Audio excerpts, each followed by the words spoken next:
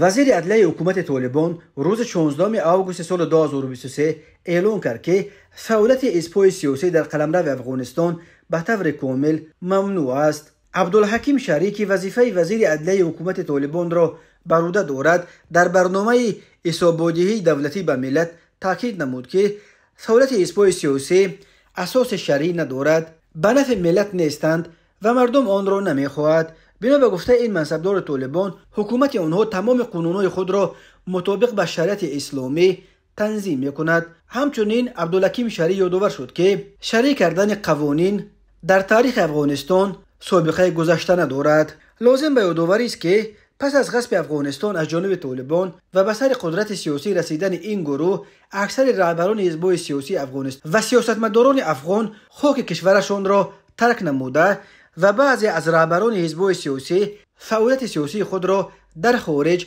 برا مانده به ضد طالبان مبارزه میبرند.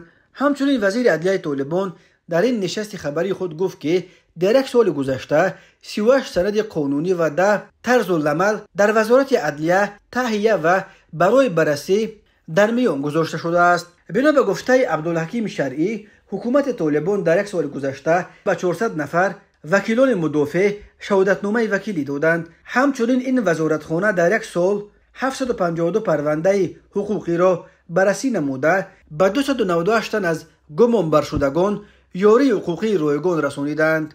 این سخنان زمانی از طرف نماینده رژیم طالبان صدا می‌گیرد که از زمان به سر قدرت سیاسی رسیدنشان در افغانستان 2 سال کامل گذشت. کارشناسان سازمان ملل متحد در یک گزارش خود از رفتار حکومت طالبان در طول این 2 سال سخت تنقید و تاکید کردند که این گروه یگان تغییری از طالبان سالهای گذشته نکرده است. ذبیح الله مجاهد، سخنگوی طالبان، در یک مصاحبه تلویزیونی که 15 آگوست سال 2023 بخشیده به مناسبت دومین سالگرد به سر قدرت رسیدنشان نشر شد، گفت حکومت طالبان ابدی است، ولی با گذشت 2 سال یگان کشور جهان حکومت طالبان را به رسمیت نشناخته است و حتی نزدیکترین متحدانش از عملکردهای آنها در برابر حقوق زنان و دیگر مشکلات بر سر مردم افغانستان آورده تنقید میکنند. طالبان باشند همه گونه ایرادهای جامعه جهانی را نادیده گرفته به تکرار میگویند که این همه مسائل داخلی افغانستان است